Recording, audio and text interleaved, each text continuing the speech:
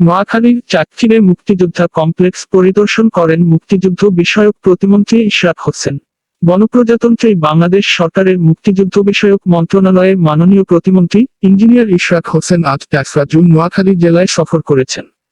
এই সফরে তিনি সোনাইমুড়ির নান্দিয়াপাড়ায় বীরশ্রেষ্ঠ শহীদ রুহুল আমিন মেমোরিয়াল জাদুঘর পরিদর্শন করেন এবং বীর মুক্তিযোদ্ধাদের সাথে মতবিনিময় সভায় অংশ নেন।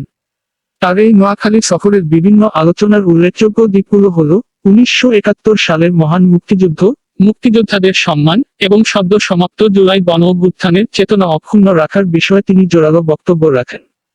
তিনি বলেন, মুক্তিযুদ্ধ বা মুক্তিযোদ্ধাদের অসম্মান করার কোনো চেষ্টা হলে প্রয়োজনে আরেকটি গণ অভ্যুত্থানের মাধ্যমে রাজাকারের দোসরদের পাকিস্তানের পাঠিয়ে দেওয়া হবে বলে তিনি হুঁশিয়ারি উচ্চারণ করেন।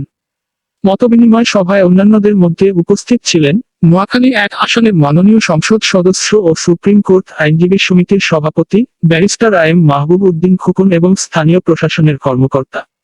এর আগে প্রতিমন্ত্রী চাটখিলে উপজেলা মুক্তিযোদ্ধা কমপ্লেক্স পরিদর্শন সহ বিভিন্ন স্থানীয় কর্মসূচিতে অংশগ্রহণ করেন।